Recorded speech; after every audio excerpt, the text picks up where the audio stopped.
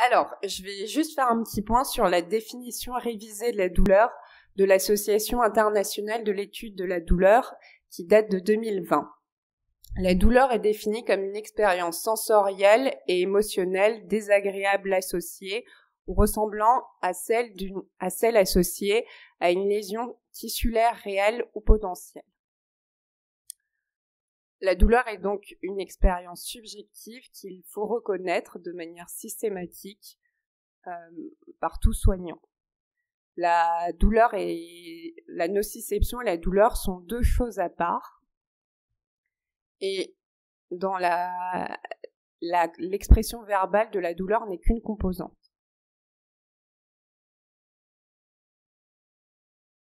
La douleur est composée de 4 parties qui sont construites. Il y a 4 composantes dans la douleur qui s'élaborent tout au long de la vie de l'individu, à savoir la composante sensoridiscriminative, la composante émotionnelle, la composante cognitive et la composante comportementale. La composante sensoridiscriminative, c'est ce qui permet de décrire la douleur, de la localiser. C'est tout ce qui est en lien avec la neurophysiologie. La composante émotionnelle, c'est ce qui a trait au caractère désagréable, aux émotions, ce qui fait appel notamment à la peur, et quand la douleur se poursuit, à l'anxiété et à la dépression. La composante cognitive, c'est tout ce qui est en rapport avec la réflexion, c'est la manière dont le sujet perçoit, analyse, comprend la douleur. Et la composante comportementale, c'est toutes les choses associées, les comportements verbaux et non verbaux. Donc il est évident qu'aux différents stades de la vie, ces composantes ne sont pas identiques, puisque l'individu se construit tout au long de sa vie au travers de ses expériences, de ses acquisitions. Ainsi, chez l'enfant, la composante émotionnelle prédomine et la composante comportementale. Donc il faut savoir que jusque fin des années 80, on ne considérait pas la douleur du nouveau-né puisqu'il considérait que son système nerveux était immature ou qu'il n'avait pas de mémoire. Donc il y a d'importants progrès qui ont été réalisés. La douleur est une capacité innée à la vie et chez le nouveau-né ou chez l'enfant, ce sont les signes indirects non verbaux qui prédominent. Donc plus l'enfant est jeune, plus les mécanismes cognitifs sont immatures et défaillants. La peur et la douleur sont toujours associées chez l'enfant et il faut les prendre en compte dans sa manière d'approcher et de communiquer avec l'enfant de la même manière que la place du parent est primordiale pour le rassurer et le sécuriser. Pour ce qui est du nouveau-né, tous les nouveau-nés subissent un acte douloureux au 3e jour de la vie, ce qui correspond au test de dépistage. Pour les nouveau-nés prématurés, on sait que le seuil de réponse à la douleur est abaissé et l'immaturité des systèmes inhibiteurs contribue à une hypersensibilité à la douleur, notamment dans les actes répétés pour ce qui est des soins et des différents traitements. Il est important de détecter de manière précoce et adaptée la douleur chez le nouveau-né et chez l'enfant, avec des échelles adaptées et répétées dans le temps. Je vais juste vous faire un petit topo sur les échelles.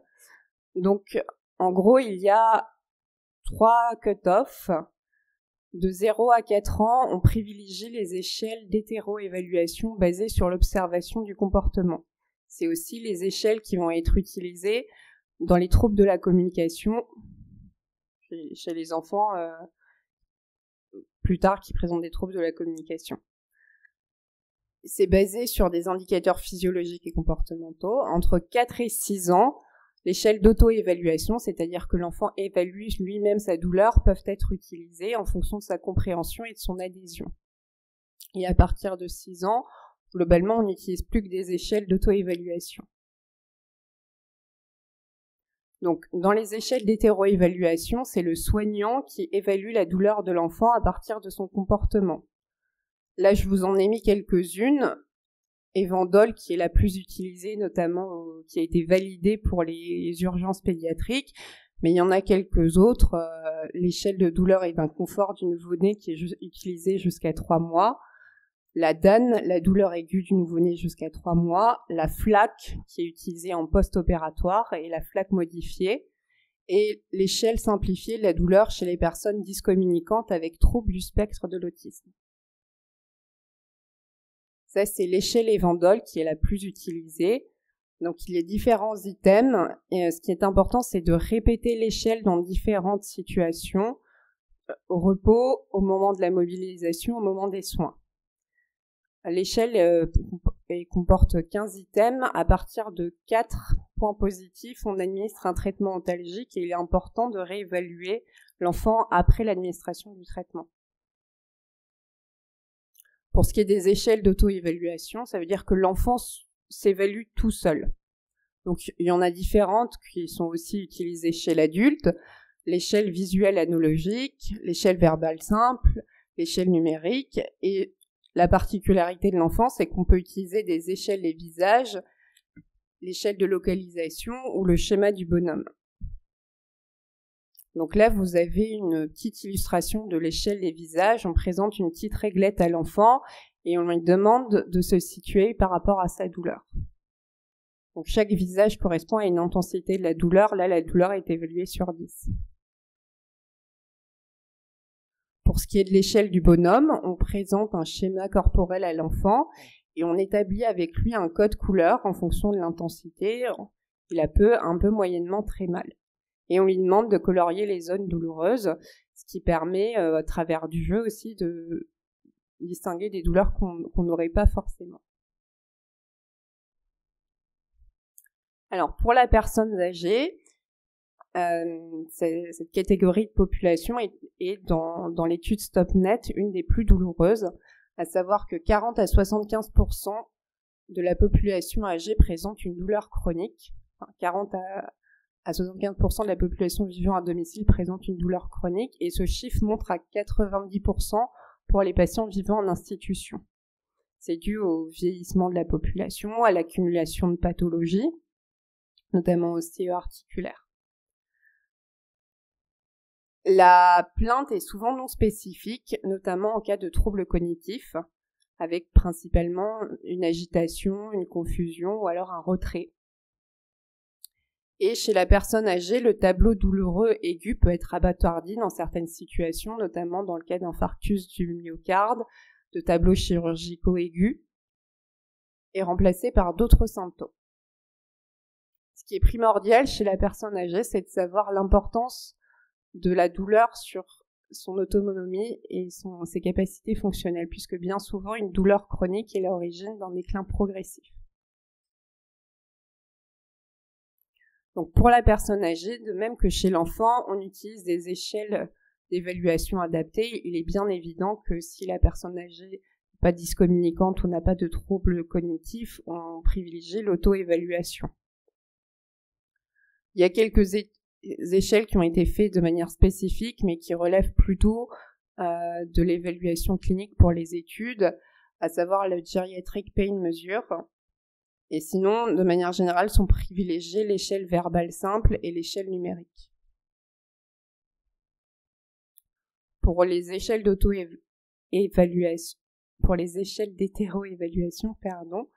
on privilégie l'échelle ALGO+, qui est basée sur l'étude du comportement, les échelles DOLO+, et l'échelle comportementale de la personne âgée peuvent aussi être utilisées. De manière générale, c'est l'échelle ALGO+, qui est le plus utilisée. Donc là, vous avez une petite image de l'ALGO+. Il faut savoir qu'il y a 5 items. Et à partir de 2 sur 5, on considère que le patient est douloureux. Pour ce qui est de l'impact du sexe, dans l'étude StopNet, qui était une grande étude épidémiologique, on retrouvait 20% de patients douloureux chroniques en population générale. Et sur ces 20%, 35% étaient des femmes et 28% des hommes. Alors c'est sûr qu'il y a des douleurs il y a des douleurs qui sont chez la femme qu'on ne retrouve pas chez l'homme, à savoir certaines douleurs pelviennes, des douleurs d'accouchement. Mais de manière générale, les douleurs musculo-squelettiques, neuropathiques, abdominales et migraineuses sont plus élevées chez l'homme. Il y a plusieurs hypothèses qui sont évoquées. des seuils à baisser, l'impact des hormones, mais rien de très concret à l'heure actuelle. Il faut savoir que l'évaluation de la douleur est plutôt multifactorielle avec d'importants facteurs sociétaux, comportementaux et environnementaux également. Voilà, je vous remercie de votre attention. Écoutez, je vous remercie de cet exposé. On dit toujours que les femmes sont moins doudouilles que les hommes, et pourtant là sur le pourcentage, c'est en fait c'est les différences anatomiques, hein, c'est ça? Alors, il y a peut-être une surreprésentation. Alors, il y a notamment dans les céphalées, il y a une prédominance féminine, notamment dans les migraines et dans tout ce qui est pathologie ostéo-articulaire inflammatoire. Après, c'est difficile parce que est-ce que c'est les femmes qui consultent plus? Enfin, voilà, globalement, il y a plus de femmes douloureuses que les hommes, mais on n'a pas identifié de choses très précises. Il y a des hypothèses sur certains transmetteurs, sur certaines hormones, mais rien de très précis. Voilà, work in progress. Je vous remercie encore. Merci.